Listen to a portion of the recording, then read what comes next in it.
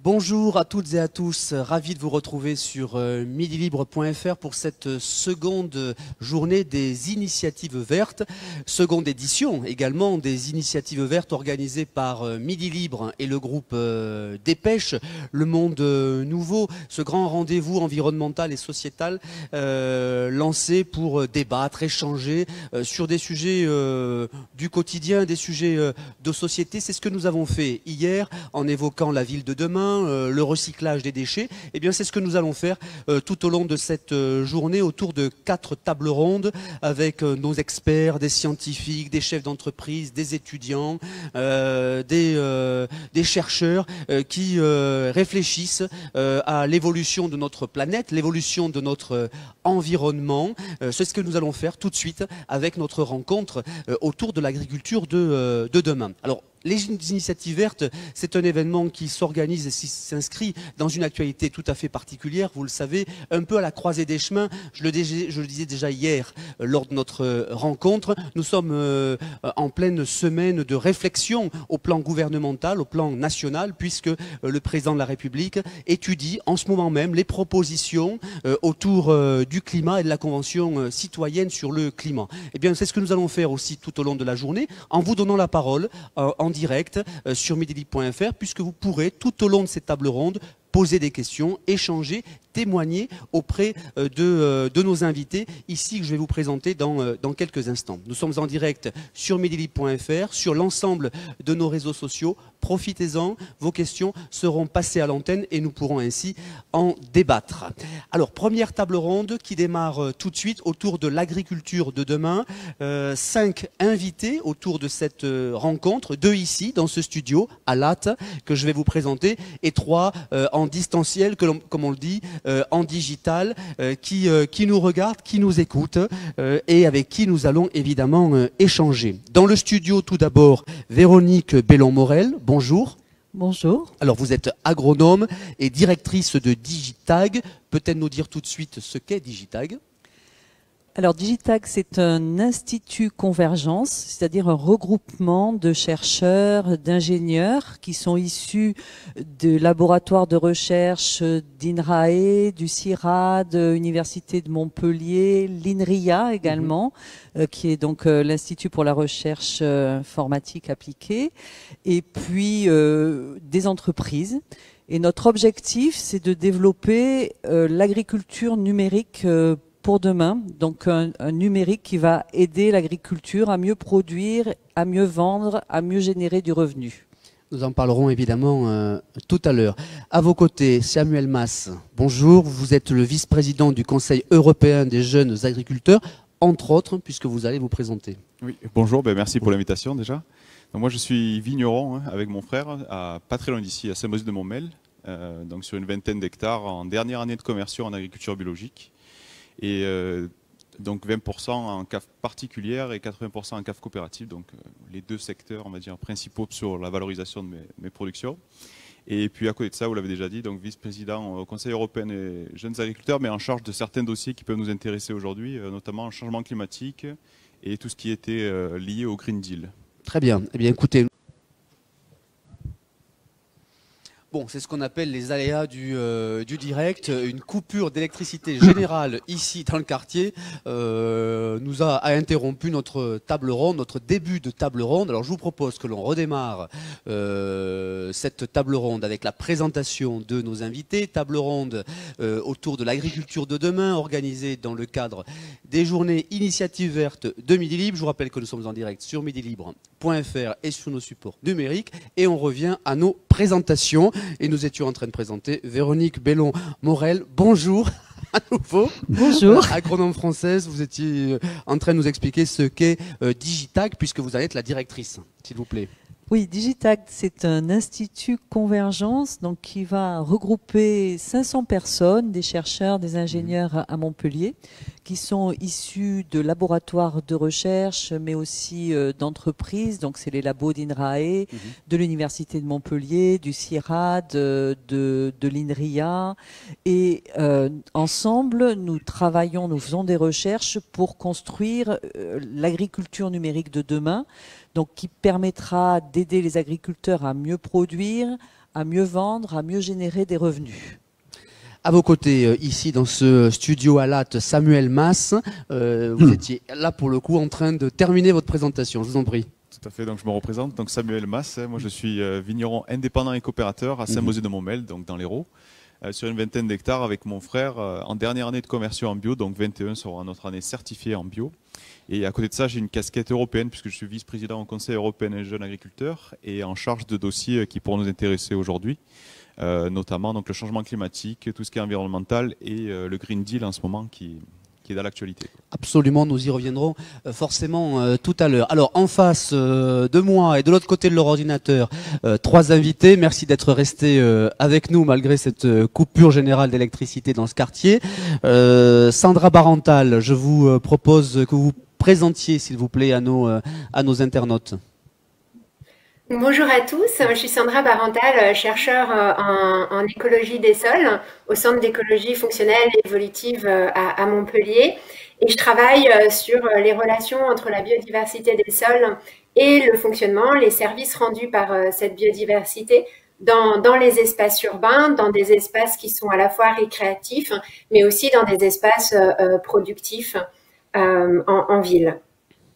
Merci beaucoup. Pascal Thomas, je vous laisse la parole à présent pour votre présentation. Bonjour, Pascal Thomas. J'ai cofondé une start-up dans l'agriculture verticale qui s'appelle Futura Gaia. Donc, on est installé à Nîmes et on a une première ferme verticale qui se construit en ce moment à Tarascon, qui s'installe à Tarascon dans un bâtiment. Et notre objectif, c'est de proposer des alternatives à l'agriculture en extérieur, en supplément de ce qu'on peut faire à l'extérieur avec de l'agriculture donc verticale. Merci beaucoup. Et puis je termine avec vous, Jean-François Blanchet. À toutes et à tous, je suis le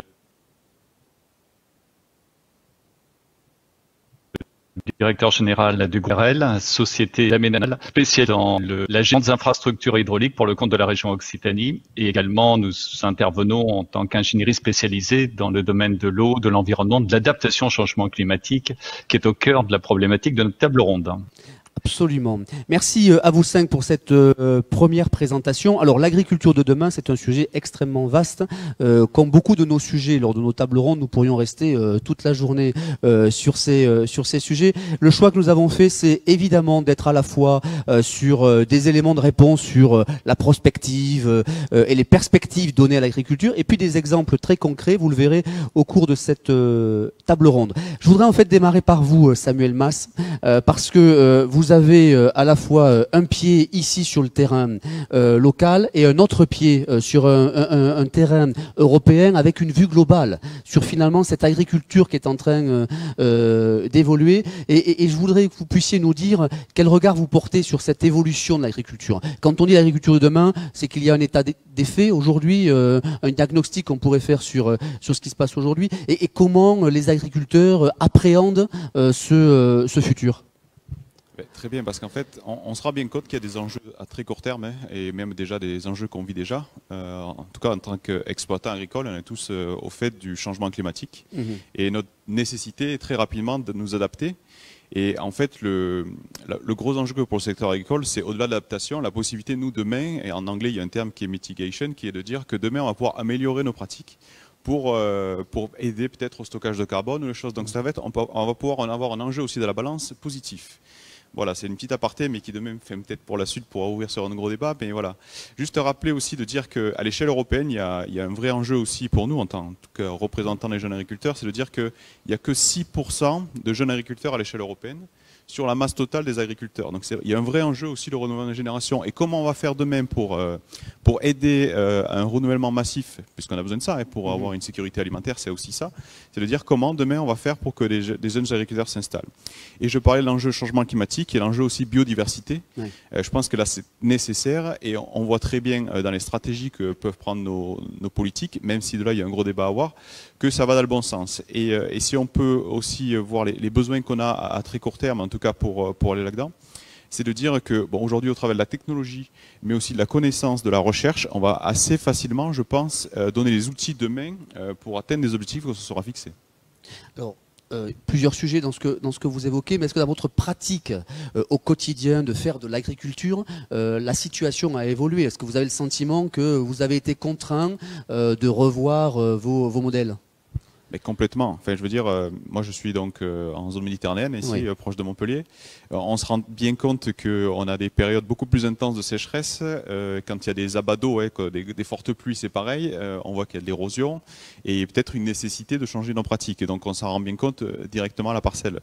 Je ne sais pas si vous vous rappelez, il y a très peu de temps, c'était l'an dernier, on a eu un gros coup de chaud à Oui. 46 degrés.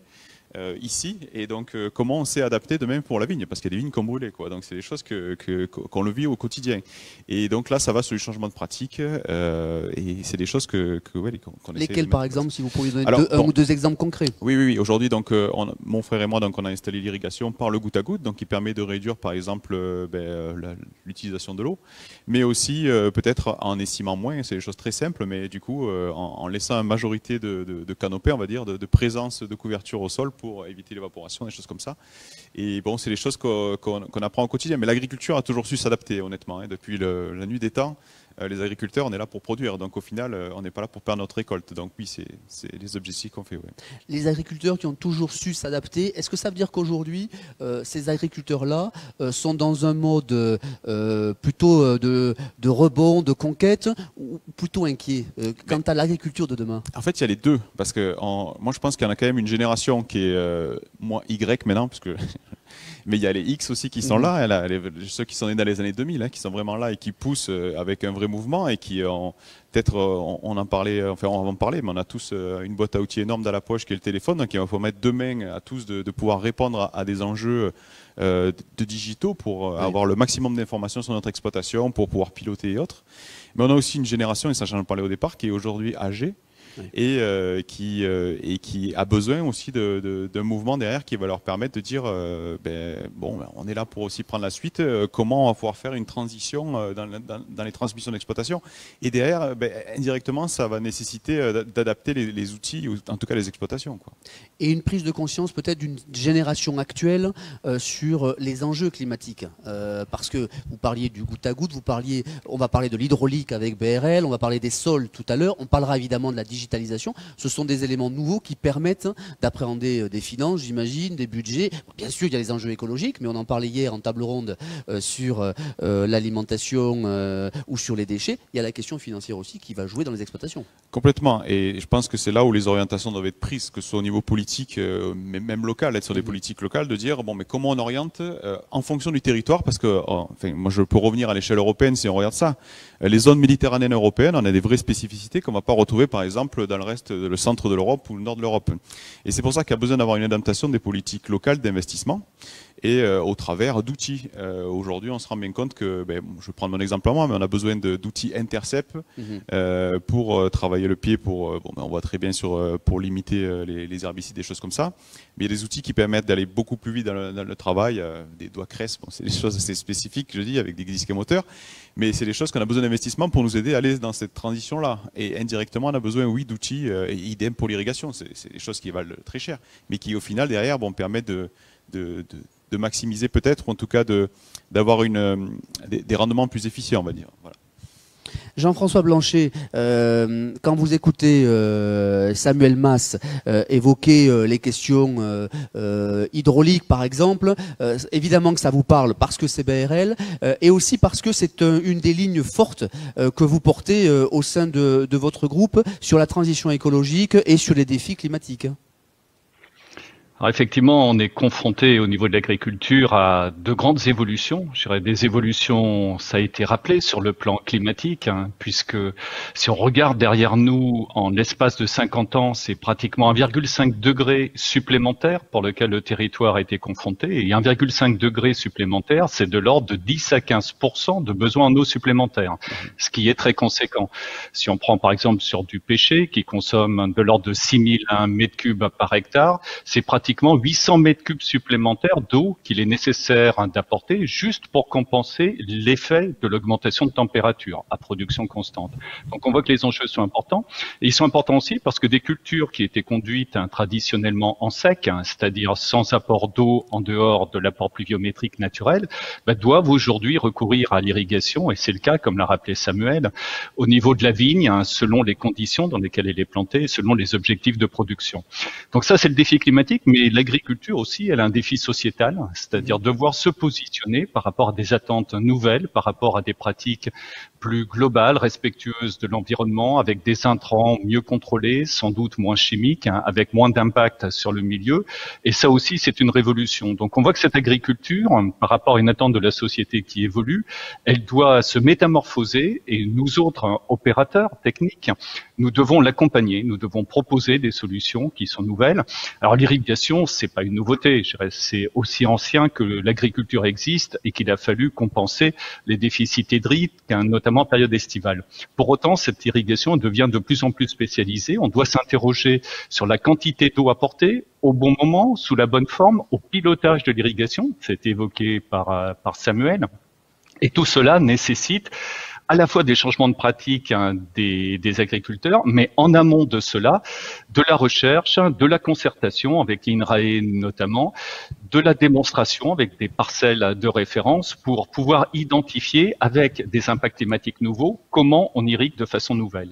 Et puis peut-être, pour terminer l'intervention, dire qu'au-delà de cela, la partie déjà équipée au travers de l'action de Philippe Lamour dans les années 50, qui couvre à peu près 100 000 hectares sur le Gard, l'Hérault et l'Aude, méritera sans doute de pouvoir être agrandi. C'est ce que fait la région Occitanie avec le projet Aquadomicia, et c'est aujourd'hui un petit peu plus de 10 000 hectares qui sont portés à l'irrigation, et des concertations sont à l'œuvre à l'heure actuelle pour éventuellement aller un petit peu plus loin, avec le soutien d'ailleurs de l'Europe qui, avec les fonds FEADER, participe au financement des nouveaux réseaux hydro-agricoles.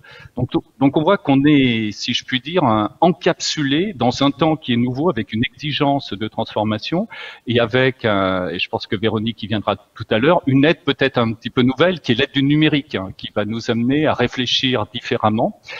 Et puis je vais m'arrêter là parce qu'il y a des tas de choses à dire. J'arrêterai simplement sur un autre défi aussi qui nous préoccupe énormément, qui est celui de l'artificialisation des sols. On est dans un contexte où non seulement il fait plus chaud et plus sec dans la période estivale, non seulement il y a des enjeux environnementaux qui sont plus élevés et qui amènent à réfléchir du côté de l'agroécologie, mais en plus, la superficie dévolue à l'agriculture est de plus en plus réduite. Mais ça, j'y viendrai peut-être un peu plus tard en rebond dans la conversation. Oui, absolument. Nous reviendrons sur ce sujet. Et en effet, je voudrais vous donner la parole, Véronique Bellon-Morel, parce que on l'a vu avec les interventions à la fois de Samuel et de Jean-François, le digital, la numérisation, le numérique devient un enjeu majeur. Un outil, alors, aussi positif que négatif ? Alors, vous posez bien la question. C'est vrai que c'est un outil, d'abord. Donc, c'est pas une finalité. On a parlé d'aide. Jean-François a dit une aide. Nous, on appelle ça un levier. C'est quelque chose qui va être au service, enfin, qu'il faut vraiment voir comme au service d'eux. Alors, les opportunités pour le numérique sont énormes. L'agriculture se numérise comme la société. Et nous, on le voit bien au service de deux choses pour les agriculteurs. D'une part, mieux produire. Par exemple, piloter l'irrigation, faire de la détection précoce de maladies sur les plantes ou sur les animaux pour intervenir le plus tôt possible et donc avec le moins de produits d'antibiotiques ou d'intrants possible, mettre la bonne dose au bon endroit, mais également pour mieux vendre, mieux connecter l'agriculture à la société, et ça c'est très important en termes d'attractivité. On a parlé du besoin d'avoir des jeunes qui rentrent en agriculture, et donc on étudie tout ça. Et dernier point, il y a tout l'aspect de la connaissance. Aujourd'hui, on est vraiment engagé dans l'agroécologie. C'est des pratiques qui sont nouvelles. On va travailler par exemple sur des associations de culture. Finalement, on a peu de recul au niveau recherche. Et le numérique, en permettant de capter des données et donc d'analyser ces données, va nous permettre aussi de mieux comprendre et ensuite de mieux partager. Donc vous voyez, il y a 3 pieds, le pied de la production, le pied de la vente, de la commercialisation, on appelle ça l'inclusion dans la société, et le pied du partage de la connaissance sur lequel le numérique peut être extrêmement utile à l'évolution de l'agriculture. Comment sont vécus ces 3 pieds par les agriculteurs? J'imagine que le message, c'est de leur dire de ne pas rater le virage, évidemment, de la digitalisation et du numérique. Mais là aussi, c'est une révolution. Vous en parlerez probablement, Samuel, une révolution culturelle peut-être, non? Oui, tout à fait. Alors, je vous ai parlé des opportunités, oui. je ne vous ai pas parlé des risques, alors qu'il y avait les risques dans votre question. Donc, effectivement, un des risques, ça serait de louper ce virage. Hein, voilà.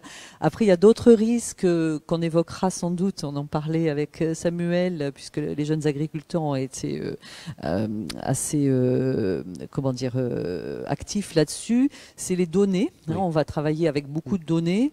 Ces données, à qui sont-elles? Comment les utilise-t-on? Est-ce que tout le monde a le droit de les utiliser? Derrière la gouvernance des données, on appelle ça la gouvernance des données, il y a beaucoup de questions. Et à Digitag, on a une thèse qui est encadrée par l'Université de Montpellier, par Agnès Robin, sur ce sujet, par exemple. Voyez. Donc ce risque-là, bon, on l'a identifié. Ensuite, donc il y a des risques de pouvoir, hein, c'est-à-dire qu'il ne faut pas que le numérique renforce les inégalités, voilà. Et puis vous avez des risques qui sont liés après à la cybersécurité, enfin bon, qui sont des risques un petit peu plus génériques au niveau du numérique, voilà. Alors effectivement, les agriculteurs, nous on essaie de les faire travailler de plus en plus avec nous. Donc pour ça, Digitag a monté un autre outil qui s'appelle Occitanum, qui veut dire Occitanie agroécologie numérique. Et Occitanum, c'est un living lab. Alors un living lab, c'est quoi? C'est un labo excentré qui se passe dehors et dans lequel les acteurs du labo, c'est pas seulement les chercheurs. Les chercheurs, ils sont là, mais ils sont pas majoritaires. Ce sont les agriculteurs.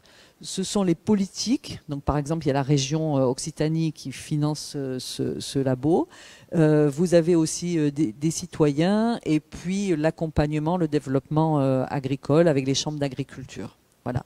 Et donc on commence à avoir des entretiens ensemble pour identifier des questions. Par exemple, la semaine dernière j'étais avec le groupe des viticulteurs et on se disait comment le numérique peut aider à gérer la flavescence dorée. Je pense que ça vous intéresse. Voilà, c'est des choses qui intéressent tous les agriculteurs. Donc, on étudie ensemble, on se dit c'est quoi le problème, quels sont les outils numériques qui peuvent aider, et ensuite on montera des projets pour, sur site, chez des gens, chez des agriculteurs, tester, évaluer la puissance des outils, le potentiel des outils qui sont déjà disponibles commercialement. Et s'ils ne sont pas disponibles, on va essayer de les inventer avec eux. Et vous diriez que les agriculteurs de notre région, de l'Occitanie, jouent le match du numérique en ce moment? Alors, Occitanum, ça a démarré en 2020, donc on commence, mais c'est un projet qu'on a monté depuis 2018, et il y a quand même pas mal de caves coopératives. Il y a la coopération agricole qui est avec nous, donc il y a les chambres d'agriculture également. Donc oui, ces gens-là sont très très très intéressés par le numérique parce qu'ils voient les leviers, les 3 leviers que je vous ai cités. Oui, tout à fait. Samuel, de votre côté? Oui, parce qu'en fait, on se rend bien compte que, alors ça je me dirais peut-être qu'il y a une problématique qui permettra demain d'avoir une expansion du numérique, c'est l'accès à Internet ou des choses comme ça, qui feront que demain le territoire permettra, en tant que nous, parce qu'on est en zone rurale des fois, hein, même en zone rurale éloignée, bon l'Occitanie je pense est assez bien pourvue, mais bon c'est pas le cas de beaucoup d'endroits en Europe, il doit y rester encore des zones blanches, je sais pas comment on appelle ça, mais c'est des zones qui sont retirées. Et voilà, par contre, oui, je pense que demain le numérique pour nous, il doit vraiment être un outil d'aide à la décision, et aussi d'adaptation pour les risques, mais indirectement, et moi c'est ce que je dis souvent en tant qu'agriculteur, j'ai pas besoin d'un ordinateur pour faire pousser ma vigne par exemple. Il suffit juste d'avoir de l'eau, du soleil et peut-être un sol qui soit bien vivant pour arriver à faire ça. Mais c'est un plus, voilà, c'est quelque chose qu'on va sans doute avoir besoin, surtout pour répondre aux enjeux que parlait M. Blanchet tout à l'heure, qui sont, que ce soit d'un point de vue consommateur, mais aussi l'enjeu que nous on est confrontés tous les jours, c'est-à-dire le climat qui qui nous met au défi aussi, indirectement. En tout cas, un agriculteur demain, dans le cas de cette agriculture de demain, ne pourra pas exploiter sans avoir ces outils numériques. Non, non, je pense pas. Parce qu'honnêtement, demain, on peut être, comme je disais, hein, on peut faire pousser n'importe quelle plante ou avoir n'importe quel animal sans avoir du numérique. Hein. C'est pas contradictoire. La seule chose, c'est quelle agriculture on veut. Et surtout, c'est un outil, c'est un plus en fait. C'est comme tout. C'est comme un tracteur, on n'est pas obligé d'avoir un tracteur. Oui, Véronique. Alors je dis non, je ne devrais pas. On peut avoir une agriculture qui poursuive. Le numérique, c'est un levier supplémentaire qui va aider, qui va assister. Donc sur des sujets comme la surveillance, quand vous avez un troupeau de vaches, par exemple, quand on a inauguré Digitag, on a invité des agriculteurs et il y avait une éleveuse qui s'était installée et qui nous a dit, moi, si j'avais pas eu le robot de traite, si j'avais pas eu les systèmes de détection des chaleurs des vaches, et puis la caméra qui me dit si la vache est en train de véler ou pas, j'aurais pas pu m'installer parce que c'était trop de travail. Donc ça va enlever des charges cognitives, on appelle ça comme ça, hein, le souci de est-ce que ma parcelle elle est bien. Donc voilà, la surveillance, hein, le monitoring, détection des maladies de manière précoce. Ça peut aider à la décision, on a dit sur le pilotage de l'eau par exemple. Vous avez plusieurs niveaux. On va pouvoir avec le numérique vous dire attention, stress hydrique. Et après l'agriculteur décide en fonction de la météo, s'il veut appliquer la dose. Ou sinon, on peut vous dire, attention au stress hydrique, et dans les 3 jours, il ne va pas pleuvoir. Et là, bon, vous pouvez... Ou sinon, attention au stress hydrique, appliquez telle dose. Vous voyez, vous avez différents degrés. Et bon, il y a un risque que je n'avais pas cité, donc je le cite à cette occasion. Ce qu'on a identifié, ça serait le risque de la perte d'autonomie. Il ne faudrait pas que les outils numériques décident à la place d'eux. Mais dans l'exemple que je vous ai cité, vous voyez, il y a ces 3 niveaux. Donc on peut tout à fait choisir de s'arrêter au premier, au deuxième ou au troisième. Voilà. Donc demain, il y aura des exploitations sans doute, peut-être de petite taille, parce que c'est plus facile de faire un tour de parcelle quand on a moins de parcelles, qui n'utiliseront pas le numérique. Mais nous, on pense que si on peut décharger l'agriculteur de tâches finalement un petit peu répétitives sur la production, il va pouvoir aussi mieux acheter et mieux vendre. Et aujourd'hui, les agriculteurs ont été, alors peut-être pas les viticulteurs, mais la production agricole, c'est des gens qui se sont vraiment focalisés sur la production et qui peut-être n'ont pas vu les questions de valorisation. Donc le numérique peut permettre aussi de donner de la disponibilité en temps et de la disponibilité cognitive pour s'intéresser à mieux valoriser ce qu'on produit. Et ça, c'est important parce que dans la région, les agriculteurs ont quand même un revenu qui est 30% inférieur au revenu national. Jean-François Blanchet, je vous laisse réagir peut-être sur ce que viennent de dire Véronique et Samuel avant de laisser la parole à Sandra et à Pascal. Oui, très concrètement, le numérique aujourd'hui n'est plus une option. Il y avait le monde avant l'apport du numérique, avant l'apport du big data, aujourd'hui même de l'intelligence artificielle, et il y a le monde actuel qui nous impose de réagir, d'agir avec ce nouvel outil comme c'est indiqué, certes ce nouveau levier, mais aussi un facteur d'optimisation.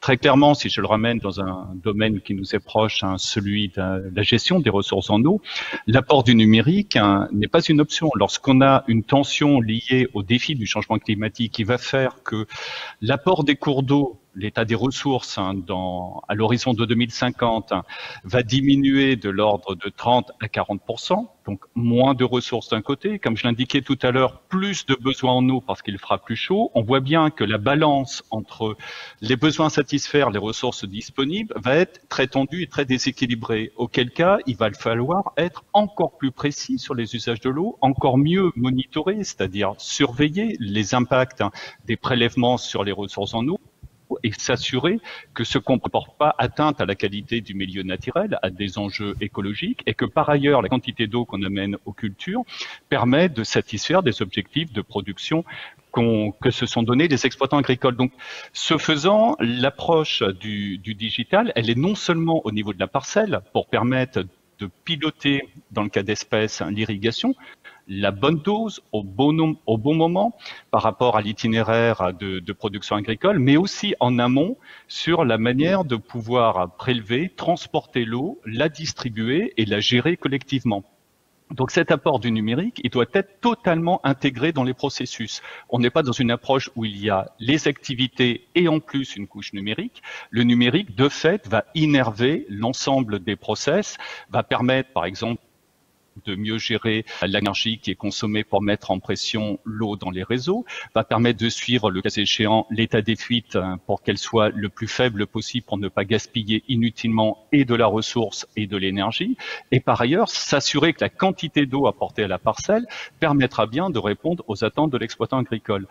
On est quand même très concrètement à l'orée, au bord d'un monde nouveau, comme vous le dites. Et ce monde nouveau, c'est aussi, et c'est difficile à dire évidemment, un monde qui va être un peu plus pénurique. On sent bien que la quantité d'eau disponible par rapport aux usages va être sous tension, qu'on va pas pouvoir éternellement dire, on prélève dans le milieu, en se disant l'impact sur l'écologie, l'impact sur le milieu naturel, tant pis, et les usages d'abord. Cette approche-là, elle est révolue, elle est derrière nous. Ça, c'est même pas le monde d'aujourd'hui, c'était le monde d'avant, et c'est le monde qu'on ne peut plus supporter, en tout cas qui n'est plus soutenable en termes d'approche.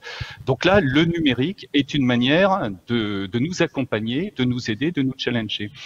J'évoquerai aussi l'intelligence artificielle, qui pour nous est un élément qui est aussi très puissant, c'est-à-dire par nature, dès lors qu'on prélève dans des ressources naturelles, dès lors qu'on a des systèmes industriels à gérer, et qu'ensuite on a des usages avec un grand nombre d'utilisateurs, l'intelligence artificielle permet de collecter l'ensemble des données, de les traiter et d'essayer de puiser dans ces lacs de données, si je puis m'exprimer ainsi, des scénarios de tendance et nous permettre ainsi de tester des approches prospectives pour avoir une gestion plus performante, plus intelligente, qui fait qu'avec une quantité d'eau limitée, pénurique, on puisse mieux satisfaire les objectifs de production.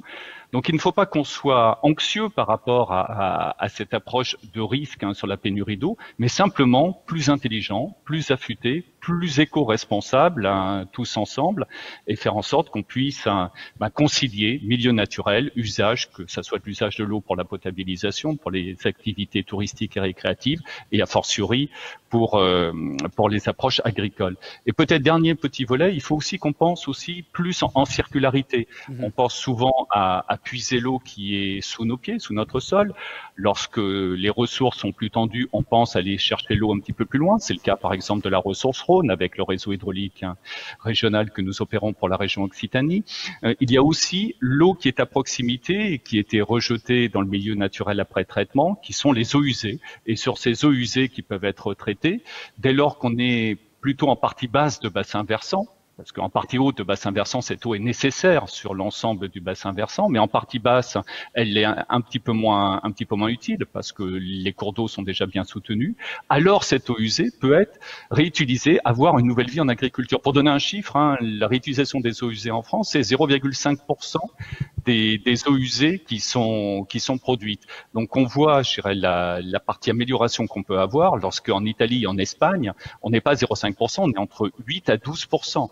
Et sur certains pays qui sont plus sous tension, on est sur des niveaux qui sont de 40-60%, avec même des pays qui retraitent l'eau à des fins de consommation d'eau potable. Donc toute cette approche-là aussi de circularité par rapport à la réutilisation d'eau usée est un enjeu sur lequel nous devons nous mobiliser et peut-être dépasser certaines peurs par rapport à des enjeux sanitaires qui nous touchent tout particulièrement, surtout en ce moment, qui nous ont touchés, je dirais, plus anciennement avec le sang contaminé ou avec d'autres approches qui ont défrayé la chronique, mais ce n'est pas parce que les choses se sont mal passées dans le passé sur certains aspects qu'il faut condamner toutes les innovations à subir le même sort. Donc là, nous avons besoin d'y réfléchir, de travailler ensemble. Et juste pour conclure cette partie d'intervention, dire que plus que jamais, dans un monde sous tension, avec de grandes ambitions que nous avons pour concilier le défi climatique avec des enjeux de vie pour l'ensemble des activités économiques et d'une planète bleue qui soit durablement soutenable au niveau de sa vie, mais il faut travailler ensemble. Et travailler ensemble, c'est faire en sorte d'être plus proche des organismes de formation, d'enseignement supérieur, de recherche, d'innovation, des pôles de compétitivité. On le fait avec France Water Team dans le domaine de l'eau et avec Aquavalley au niveau de Montpellier, mais on le fait aussi avec l'université de Montpellier, avec son triptyque protéger, soigner, nourrir, qui est au cœur de toutes les problématiques, et avec les organismes de recherche, comme je l'évoquais tout à l'heure, avec l'INRAE et avec des chaires industrielles comme Agrotic. Donc plus que jamais, dans ce contexte-là, jouons collectif, jouons ensemble, parce que la seule issue pour être plus performant et mieux optimisé, c'est de travailler en transversalité. Le monde des silos d'avant est mort, le monde nouveau, c'est un monde où les intelligences se partagent et où la connaissance est ouverte à tous. Merci Jean-François Blanchet. Ça me fait la transition avec vous, Sandra Barantal, puisque vous portez un projet de recherche citoyen sur les sols. Donc là, on est dans le collectif et on fait intervenir tous les experts. Parlez-nous de votre projet. Alors moi, je travaille dans le cadre d'un projet qui est financé par l'ANR, donc l'Agence nationale pour la recherche, et sur la biodiversité des sols et les villes durables. Donc finalement, on travaille dans un contexte urbain et on cherche à comprendre et montrer en tout cas quels pourraient être les leviers d'action pour que l'agriculture urbaine participe aussi à des enjeux de durabilité des villes, notamment en favorisant une réintroduction de la nature en ville, de la biodiversité et une reconnexion des citoyens à cette nature.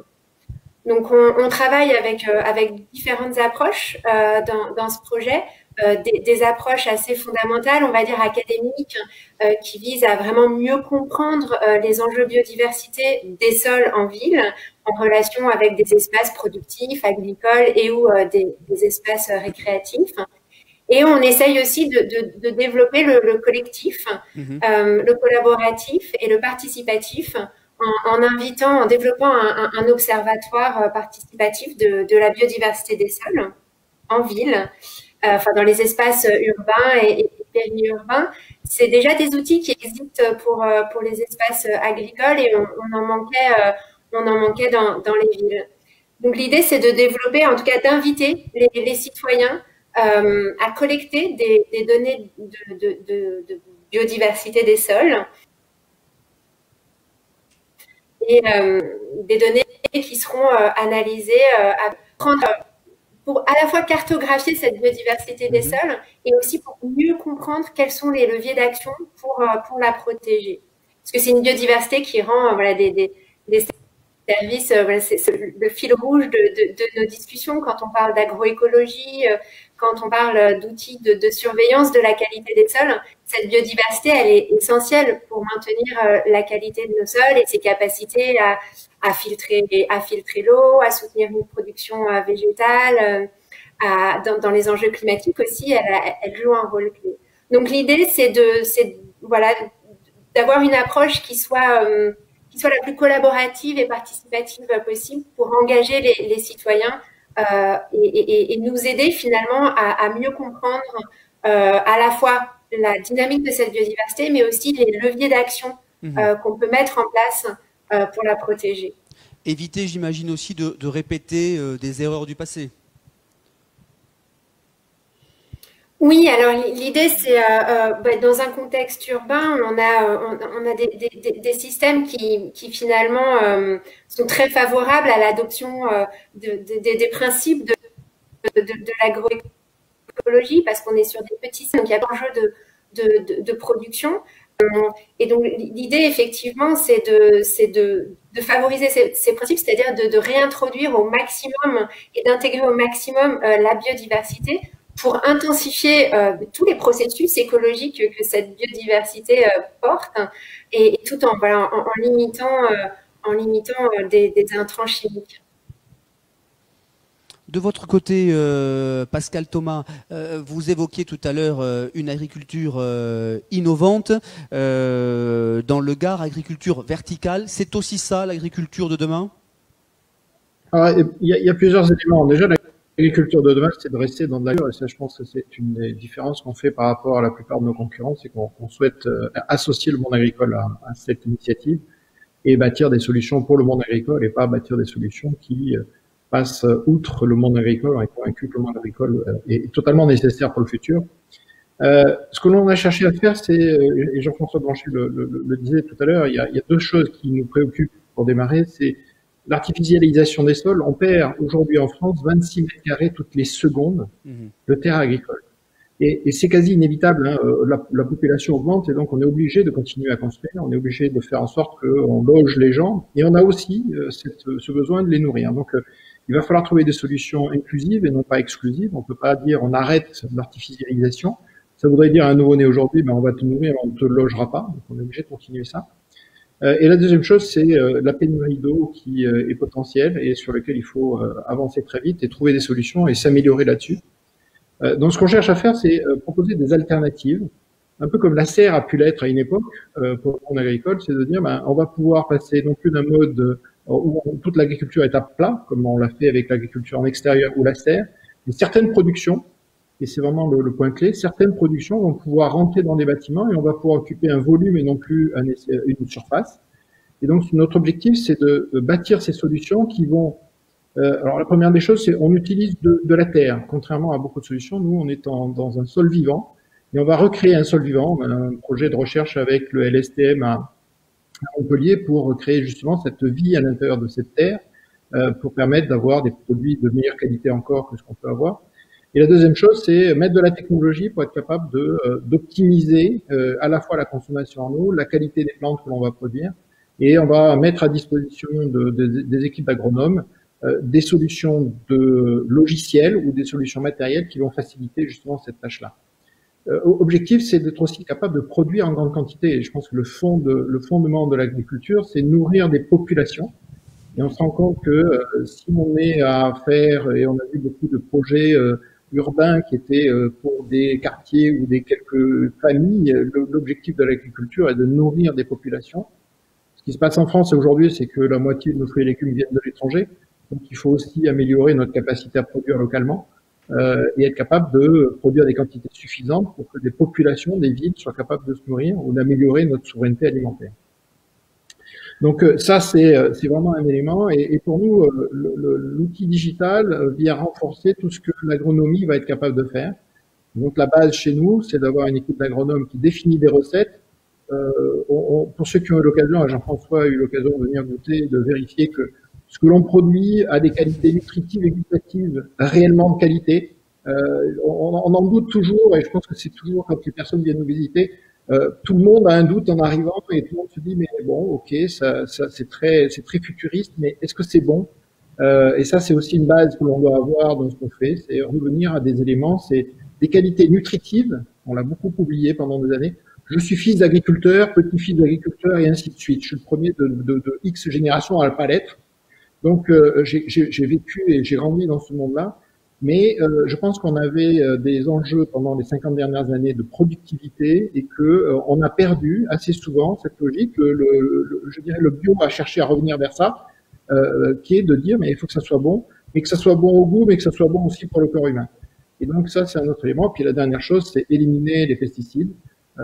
Mon père a été agriculteur toute sa vie, fini sa vie avec un Parkinson reconnu comme maladie professionnelle et on voit tout ce que la chimie peut faire de mauvais sur l'être humain, même si elle a permis de passer un cap extraordinaire en termes de productivité pendant 50 ans. On voit qu'on doit revenir à des choses beaucoup plus naturelles. La transition en bio est une chose, c'est important, il faut continuer à l'accélérer. Ça ne fera pas tout et donc aussi trouvons d'autres solutions à proposer qui permettent d'éviter de mettre de la chimie. Samuel Mas, quand vous écoutez Pascal Thomas, d'autres solutions à imaginer? En fait, moi, je trouve ça très intéressant parce que c'est pas du tout contradictoire avec l'avenir que peut prendre l'agriculture. En fait, je veux dire, c'est déjà en route. Hein. Aujourd'hui, on a une densification des villes, même des zones périurbaines, on le voit bien chez nous. Hein. Je veux dire, il y a vraiment plusieurs types d'agriculture. Il y a une agriculture qui demain va nourrir la périphérie des villes, mais on va toujours quand même avoir une agriculture à deux vitesses qui va permettre demain, au travers de paniers ou d'AMAP ou de n'importe quel type de gens qui auront la possibilité d'avoir accès rapidement à des producteurs, de pouvoir nourrir localement c'est ce qu'est en train de mettre en place d'ailleurs la région Occitanie, de pouvoir permettre de fournir les produits localement à la population. Mais on aura quand même besoin de nourrir et d'importer, et d'exporter aussi, parce que quand même c'est de la valeur ajoutée aussi pour la France ou pour les producteurs, une production, un savoir-faire et des produits. Donc on aura toujours cette agriculture à deux vitesses. Et puis en tout cas sur la possibilité demain d'avoir une agriculture qui va se faire dans des containers ou dans des bâtiments, dans des sous-sols, sur des toits. Bon, ça existe déjà dans notre ville à l'étranger, c'est des choses qui existent depuis longtemps. Le seul problème aujourd'hui, je pense que c'est le coût de revient, même l'empreinte énergétique ou environnementale de ces techniques-là, mais elles font qu'évoluer. Je pense que la technologie évolue et je pense que ça peut aller dans ce sens. Il y a quelque chose aussi que nous, je pense, qui est important pour nous, et c'est ce qu'on essaye de défendre, en tout cas en tant que jeunes, c'est une agriculture familiale quand même. L'idée, c'est que ce ne soit pas quand même des compagnies qui demain investissent forcément dans l'agriculture. On voit Amazon qui aujourd'hui va investir massivement dans l'agriculture. Ça c'est un autre sujet, mais c'est là, je veux dire, c'est déjà là. Et la digitalisation et le numérique va permettre très facilement demain que ce soit des robots ou autres qui vont faire des produits. Et je pense qu'aussi on doit quand même défendre un certain modèle qui ramène un peu d'humain dans l'agriculture. Et ça va passer aussi par le maintien des terres. On a parlé de la déprise agricole. Mais il faudra qu'on arrive à sanctuariser peut-être demain des terres qui seront des terres nourricières. Et en bordure de ville, ce sera nécessaire. Oui, Pascal Thomas, Samuel Mas en effet évoque un vrai sujet, le modèle humain et la sanctuarisation des terres. Il y a plusieurs choses. Typiquement, nous, on a des discussions permanentes avec un groupe d'agriculteurs auxquels on propose ces solutions. Et ce qui est assez intéressant, d'ailleurs, il y a 2 ans, quand on a commencé avec eux, c'était pas question. Il y a 1 an, ça doit pas être bon. Et maintenant, c'est comment on peut le faire. Donc, un des grands qu'on va avoir à traiter, c'est comment est-ce qu'on est capable d'amener ces solutions en plus d'une agriculture classique. Nous, en effet, on est plutôt inclusif et on n'est surtout pas exclusif. On dit, si demain on discute avec un groupe d'agriculteurs en région amiénoise, ils vont faire tout un tas de productions avec des carottes et des pommes de terre qui resteront en terre. Ce qu'on leur dit, c'est ajouter des solutions verticales à ce que vous faites déjà aujourd'hui. Ça augmentera vos revenus et ça augmentera votre capacité à mieux faire votre travail dans tout ce qui restera à l'extérieur. L'autre élément, c'est la quantité d'eau consommée. Quand on fait 1 kilo de salade chez nous, on va consommer un peu moins de 10 litres d'eau. Quand on fait ça en serre et dans les meilleures serres, donc on a pu voir dans les publications, les meilleures serres hollandaises sont entre 13 et 15 litres. En France, on est à 20 litres. Et suivant le type de terre que vous avez, vous allez passer entre 120 et 250 litres. Donc, pour le même kilo de salade. Donc, on se rend bien compte que sur des productions de ce type-là, si on veut économiser la ressource en eau, c'est important. L'autre élément, c'est nous, on cherche à aller réutiliser de la friche industrielle. Donc, c'est une terre qui a déjà été perdue définitivement pour l'agriculture. Quand on a fait une friche, on a fait des fondations et on a enlevé la terre. La recréer est quasi impossible. Donc, pour nous, c'est de dire, revenons dans les villes pour refaire de l'agriculture à un endroit qui a été perdu historiquement parce que la ville a poussé vers l'extérieur. Et donc, il va falloir reprendre ces terres-là pour en refaire des terres cultivables, entre guillemets, alors avec une façon un peu différente. Mais ça permettra comme ça d'éviter d'aller trop vite consommer des terres qui aujourd'hui sont importantes pour l'agriculture. Dernier point, l'agriculture humaine a déjà consommé toutes les meilleures terres agricoles, ont déjà été consommées par les villes. Historiquement, l'humain s'est installé près de l'endroit où les terres étaient les plus fertiles, et quand il s'est installé, il a fait des maisons, et quand petit à petit, ces maisons sont devenues des villes. Et donc, on a déjà perdu les meilleures terres agricoles. Donc, en effet, c'est important de dire, de ce que disait Samuel, il faut faire attention à sanctuariser un certain nombre de terres, surtout des terres de qualité. Et donc, il ne faut pas continuer. Donc, nous, ce qu'on cherche à faire, c'est revenons à des endroits qui ont déjà été perdus. C'est malheureux, mais c'est déjà le cas. Et essayons de refaire une agriculture. Et on ne fera pas tout comme ça. Il faut bien avoir conscience que c'est une solution parmi tant d'autres. Simplement, ça permet de revenir sur des zones déjà perdues et qui permettent de revenir à une vie agricole plus intéressante et puis avec des qualités nutritives importantes. Jean-François Blanchet, ça nécessite donc qu'on ait une réflexion réflexion prospective sur les prochaines années, et ce à quoi vous participez d'ailleurs autour de l'aménagement du territoire, des politiques publiques, autour du projet Occitanie 2040. Tout à fait. Alors tout d'abord, je voudrais revenir sur l'initiative de Pascal Thomas que j'ai eu l'occasion effectivement de visiter et qui est extrêmement stimulante, parce que c'est vrai que de changer de dimension, on a l'habitude d'une agriculture qui est plutôt sur un plan horizontal et de voir la verticalisation de ce qui peut être produit de manière à la fois intelligente, pertinente, monitorée, est extrêmement stimulant. C'est pas la réponse évidemment à tout le marché, c'était précisé, mais c'est une option parmi d'autres qui mérite d'être explorée et qui a en tout cas comme avantage, c'était rappelé, de s'inscrire dans une logique de circuit court, donc de réduction des émissions de gaz à effet de serre, qui est quand même la mère des batailles lorsqu'on veut que l'élévation de la température sur Terre soit la plus réduite possible. Je rappelle qu'on parle de politique d'adaptation en apportant de l'irrigation, en produisant autrement, mais la mère des batailles, c'est de faire en sorte que la température augmente le moins possible sur Terre. À défaut, nos stratégies d'adaptation auront une limite. Ce qui fait le lien effectivement avec les démarches prospectives, je pense qu'aujourd'hui, on parlait de vertical, d'horizontal, on est aussi transversal pour amener une dimension supplémentaire.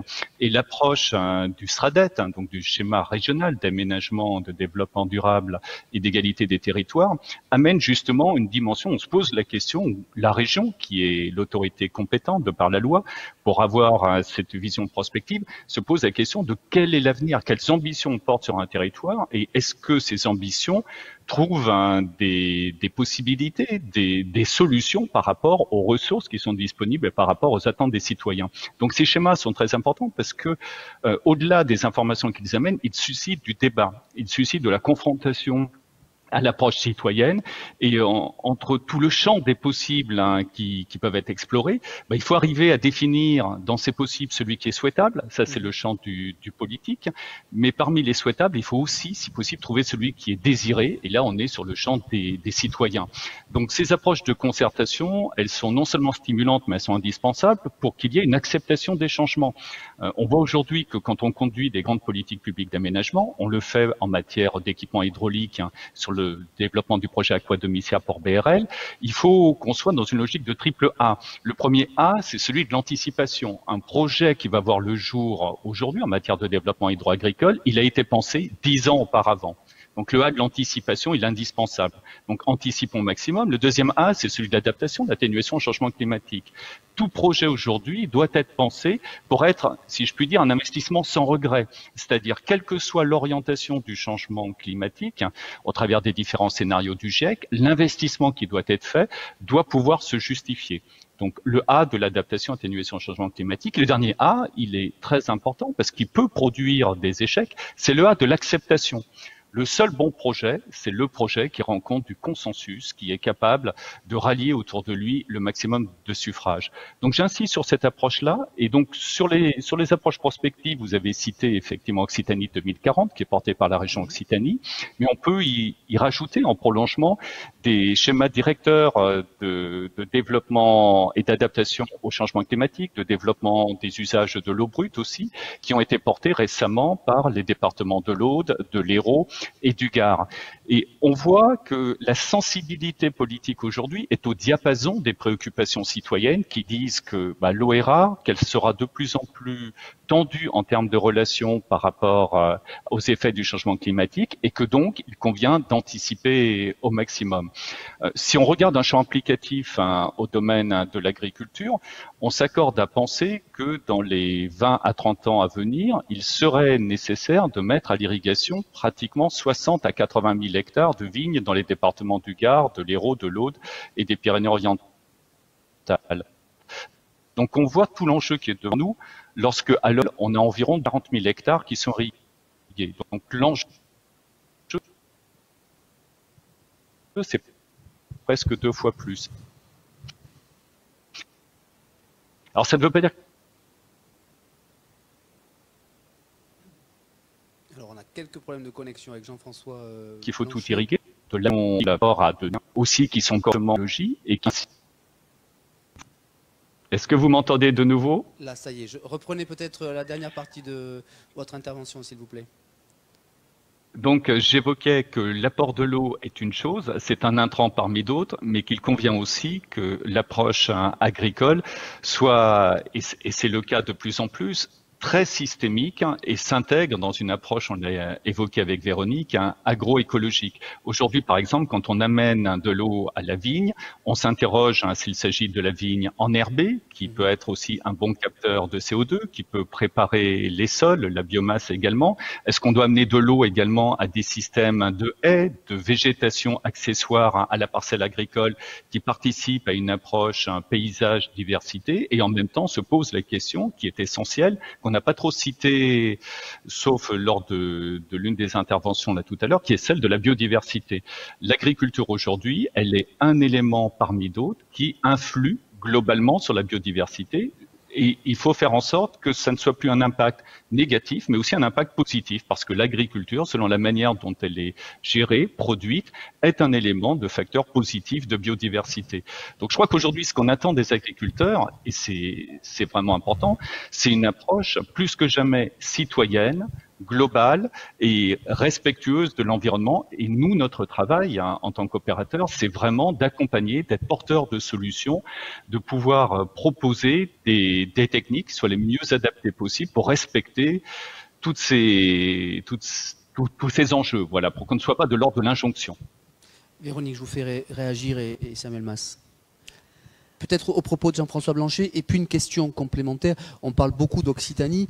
Il serait intéressant que vous puissiez nous dire ce qui se passe un peu ailleurs, au-delà des frontières de l'Occitanie, puisque vous avez des regards particuliers. Est-ce que cette agriculture de demain, elle est aussi dans les esprits d'autres continents, et comment elle se traduit? Peut-être en réaction d'abord à Jean-François. Bon, alors sur tout ce qui concerne l'eau, l'adaptation au changement climatique, la biodiversité, évidemment, je suis complètement d'accord avec ce que dit Jean-François.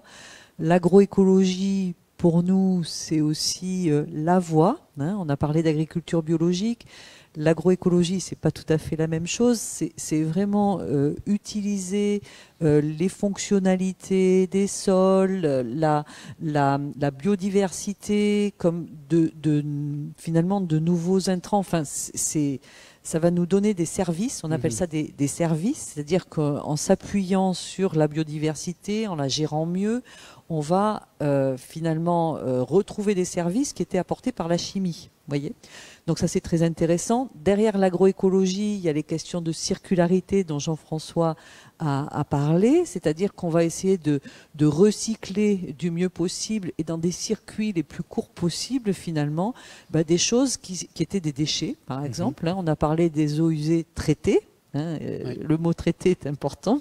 Voilà, donc au lieu de partir dans des grands circuits pour être traités, enfin à des niveaux tels qu'on peut les renvoyer dans des rivières, on va les traiter un petit peu différemment pour qu'elles gardent une partie des choses importantes pour les cultures, des nutriments, et du coup on va diminuer le coût environnemental et économique du traitement, et en plus on diminuera le coût des intrants puisqu'on les aura récupérés, voyez.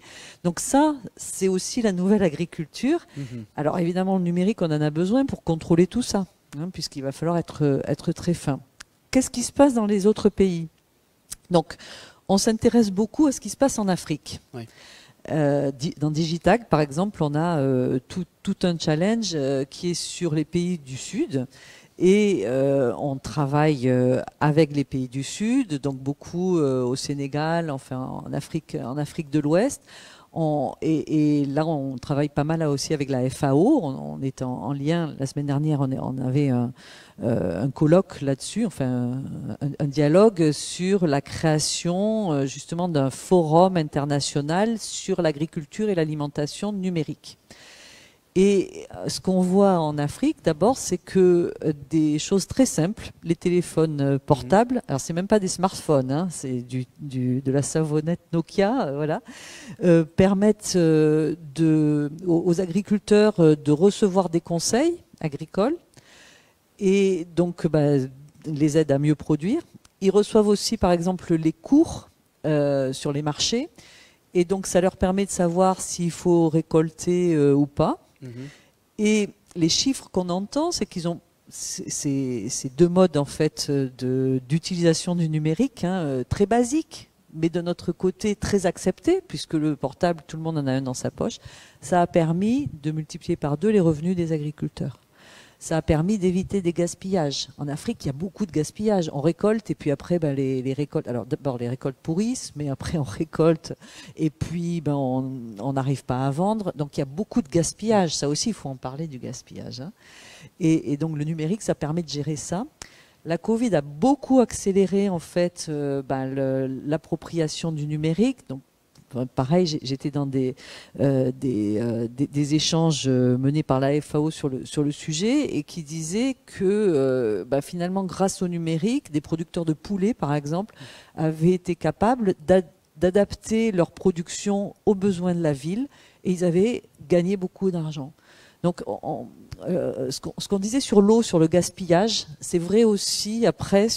Donc, on a du gaspillage des intrants, hein, tout ce qu'on va apporter à l'agriculture pour produire, mais derrière, on a aussi du gaspillage, des pertes et du gaspillage dans la chaîne. Et ça coûte encore plus cher puisque on a eu toute la production avant, donc ça a coûté cher en temps humain, ça a coûté cher en intrants, etc. Donc là aussi, le numérique permet d'aider ça, en particulier en Afrique. Et le dernier truc que je veux vous dire sur l'Afrique qui m'a marqué, alors je vais vous dire deux choses.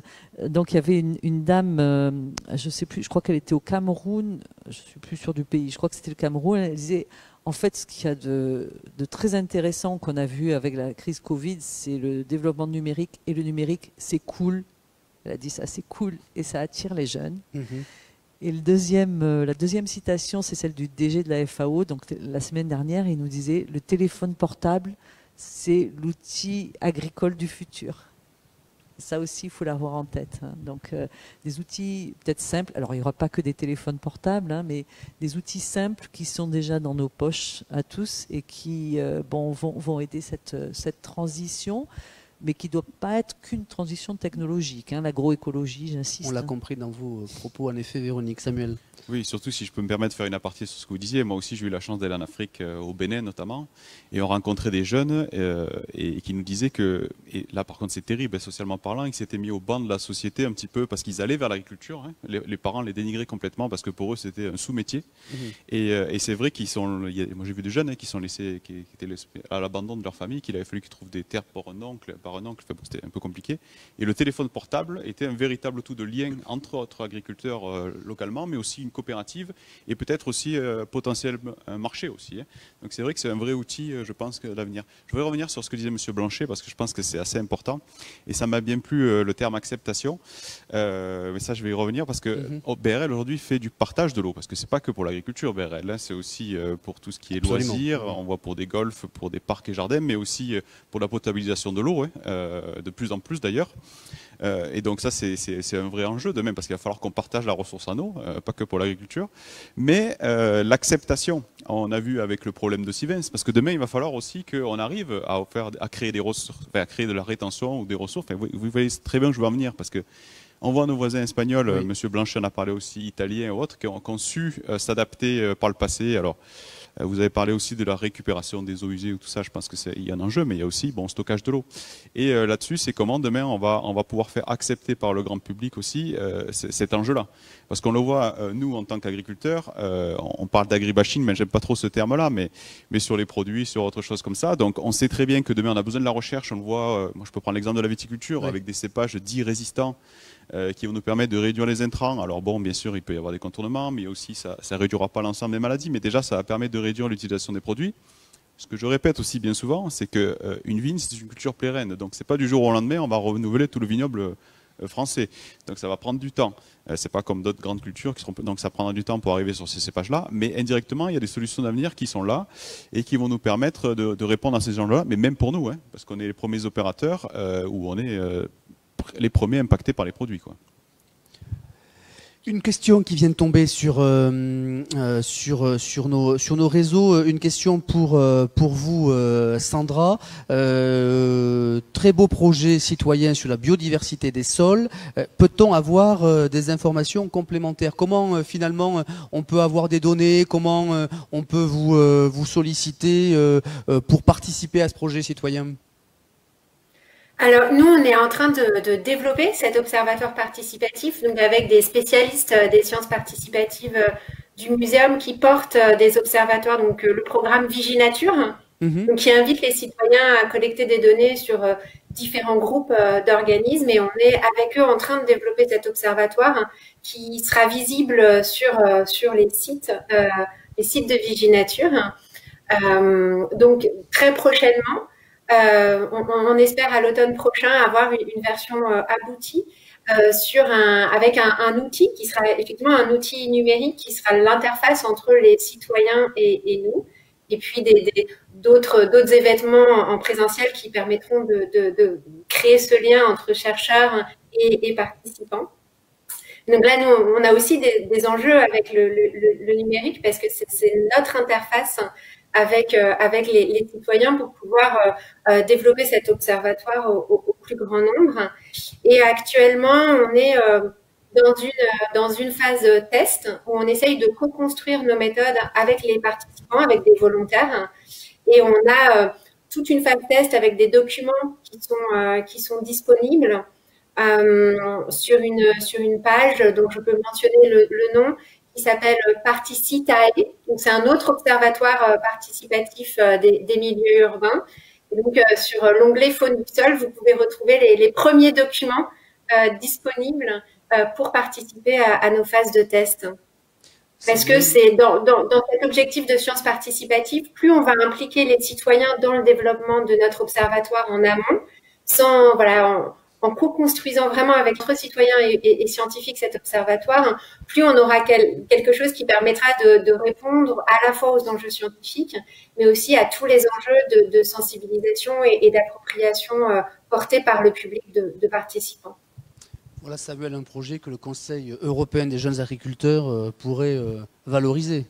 Oui, ben en fait, il existe déjà des fermes pilotes aujourd'hui qui permettent aussi de valoriser aussi des bonnes pratiques, ou peut-être aussi d'avoir des chercheurs qui nous suivent. C'est déjà le cas, des chercheurs qui nous suivent pour suivre un petit peu les orientations qui peuvent être données. Aujourd'hui, on a beaucoup de fermes pilotes sur le département de l'Hérault et dans le Gard et dans toute l'Occitanie, qui derrière sont un peu des outils qui sont mis à disposition, moins du grand public, plutôt les agriculteurs, pour aller voir des bonnes pratiques, on va dire, ou en tout cas pour voir si ça marche. Et c'est vrai qu'on a besoin d'être convaincu en tant qu'agriculteur, souvent de dire, voilà, avant de passer à autre chose, il faut qu'on soit convaincu que ça marche.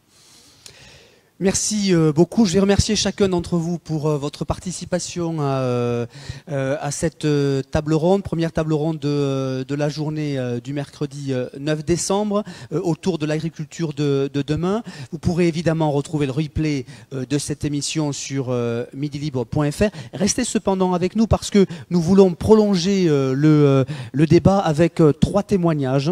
Les témoignages de Pierre Joram, de Bernard Poujol et de Catherine Devise, qui vont tout simplement nous parler de cette agriculture de demain. Ils ont répondu à notre journaliste Vincent Pereira.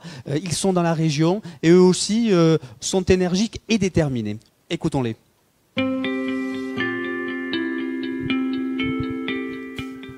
Alors moi j'ai démarré à la base avec une formation de pompier, j'étais au marin-pompier de Marseille. Puis j'ai fait quelques temps volontaire dans la région ici. Ensuite, j'ai travaillé 15 ans dans un multiplex CGR et pour me retrouver sur les terres à devenir maraîcher. Et j'étais au cinéma avec Sébastien et en parallèle, avant, je faisais des études de littérature japonaise à Paul Valéry. Ici, on est parti vraiment de rien. On avait quand même la possibilité d'avoir cette terre qui appartenait à mon grand-père, parce qu'il y a déjà un outil de travail qui était pas mal. Mais après, on est parti avec 0 € et une binette. Et voilà, et on a démarré comme ça. On a commencé sans apport financier et chaque euro gagné a été réinvesti. Alors justement, est-ce que vous faites de l'agriculture bio ? Alors nous justement on n'est pas dans le bio, non pas par méconnaissance ou par volonté, mais c'est juste que c'est pas quelque chose qui nous touche. Nous c'était vouloir faire du raisonné, du raisonnable, sans être affilié à quiconque. On a refusé l'appellation dans le sens où notre cahier des charges est encore plus strict. Donc finalement, même les produits phyto qui passent en bio, on refuse de les appliquer. Atypique, oui, parce qu'on travaille, comme on appelle maintenant, en maraîchage sol vivant, et on n'est pas très nombreux à faire ça en France. Alors il y en a de plus en plus, mais on peut considérer qu'on est un peu des apprentis sorciers, même si quand même nos pratiques sont vieilles et ancestrales de millénaires, quoi. On travaille quasiment plus le sol. On laisse le sol, on laisse la vie faire. On sait que dans les 5 premiers centimètres du sol, il y a 80% de la biomasse animale. vers de terre, champignons, bactéries, etc. Donc forcément, on comprend bien que quand on donne un grand coup de croc ou un grand coup d'outil, on déstructure complètement cet habitat et on est obligé de le refaire derrière. Donc c'est pour ça que c'est compliqué. Beaucoup de sols aujourd'hui dans nos régions sont morts.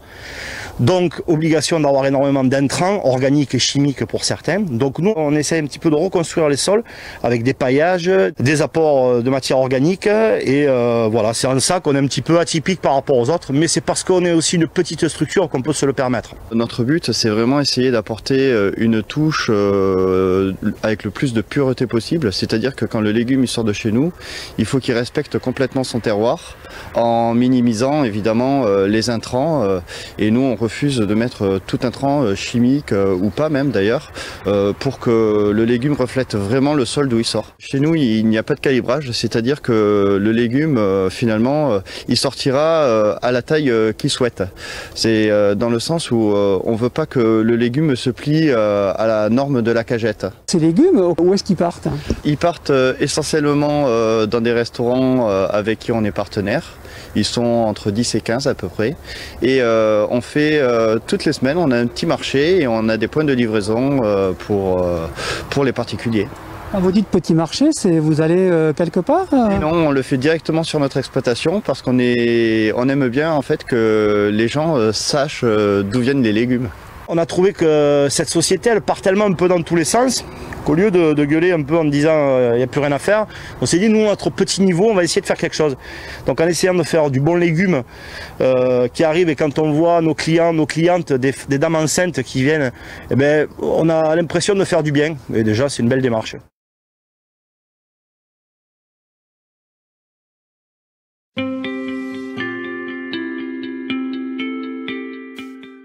Alors Gainer Skipper, on a créé la société, en fait on a créé un ordinateur climatique. Cet ordinateur il va pouvoir contrôler tous les paramètres de croissance des plantes. Et ça va nous permettre de faire pousser des plantes dans des conditions qui ne sont pas naturelles. On peut construire des systèmes pour faire pousser des plantes n'importe où sur la planète, qu'il fasse chaud, froid, ou en plein milieu du désert. On a fait la Suède, on a fait 2 installations là-bas. Après, nous, notre segment principal de marché, c'est quand même les centres de recherche. Parce qu'on conçoit en fait des nouveaux systèmes d'irrigation ou des nouveaux éclairages. Ça s'adresse plus au monde de la recherche, mais on fait aussi tout ce qui est production, mais professionnelle. De la petite chambre de culture jusqu'à des entrepôts. On a déjà construit des grands entrepôts avec plusieurs partenaires pour faire pousser des plantes, et plus à viser rendement pour tout ce qui est supermarché, petits restaurants, etc. On fournit plusieurs solutions de nos systèmes, soit un automate qui va permettre de monitorer, ça veut dire d'analyser la température, l'humidité ou la lumière, soit on fournit des systèmes clés en main, ça veut dire des chambres de culture, comme ça, des chambres froides, avec un système, qui, vous pouvez voir ici, qui va faire pousser les plantes, c'est-à-dire qu'on va contrôler tous les paramètres, la température, l'humidité, la lumière, faire le jour et la nuit, contrôler l'irrigation, donc les substances nutritives des plantes. Si on pouvait résumer ce qu'on fait, on fait de la domotique appliquée aux plantes. Donc c'est comme à la maison, en fait, on a tous les capteurs qu'il y a dans notre chambre de culture qui permettent de voir si tout se passe bien. On a nos plantes qui sont surveillées, donc on voit en direct ce qui se passe dans notre chambre. On a aussi une caméra spéciale qui filme les plantes en infrarouge. La saison, en fait, il n'y a pas de saison. La saison, c'est toujours l'été ici.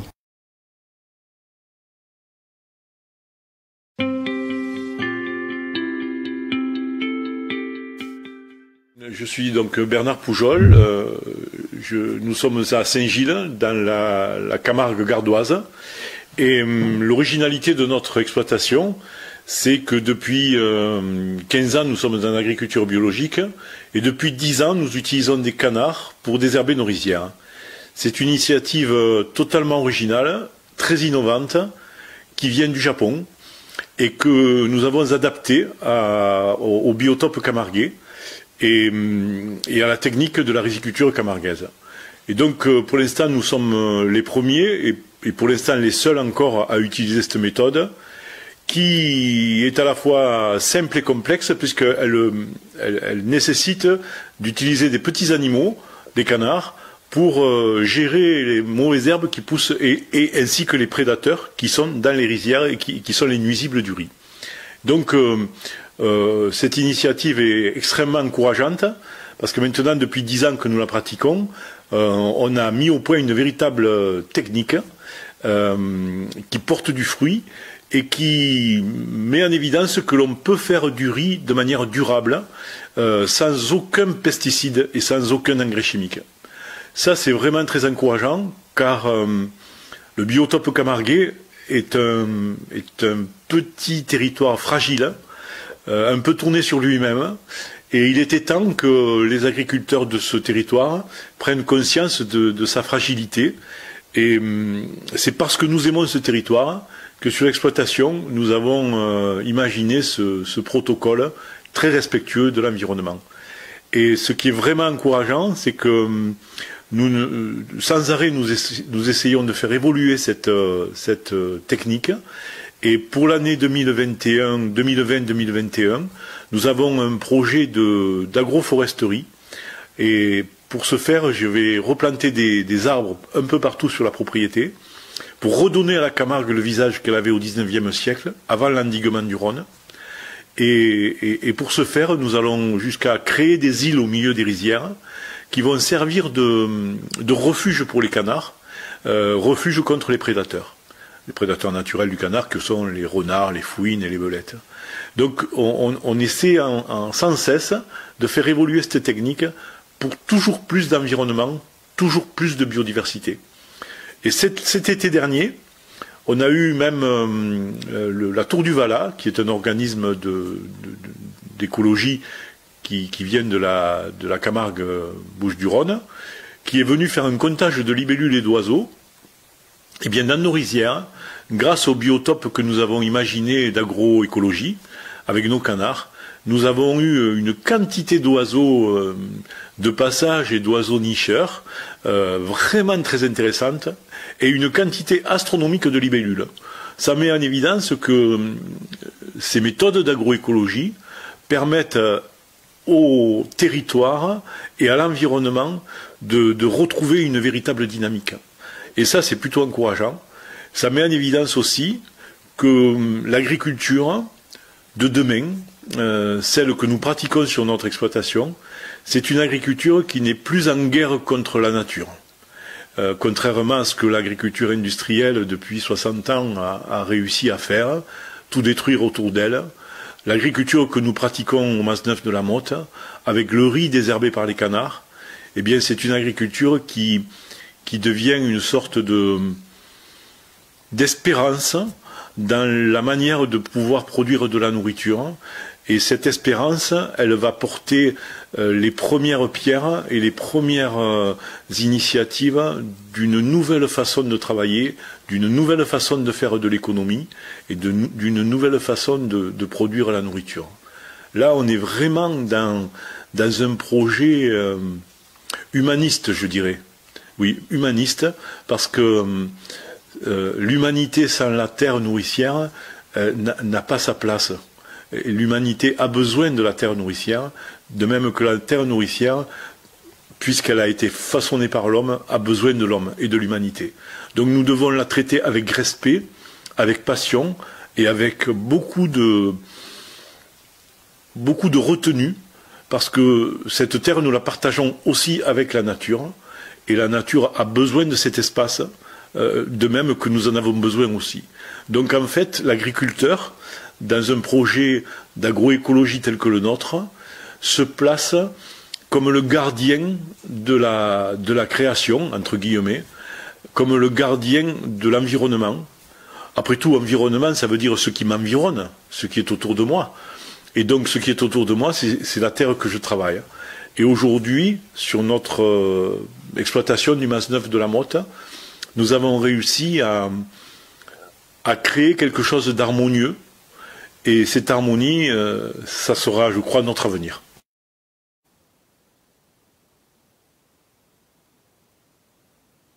des témoins qui viennent illustrer notre table ronde autour de l'agriculture de demain que vous avez pu suivre en direct sur midilibre.fr autour de nos 5 intervenants. Je vous rappelle que le replay de cette émission est consultable sur notre support numérique midilibre.fr. Je vous rappelle aussi que c'est la seconde journée des initiatives vertes, ce grand rendez-vous de 2 jours organisé par Midi Libre, le groupe des pêches, le Monde Nouveau, en partenariat avec BRL que je remercie pour son soutien.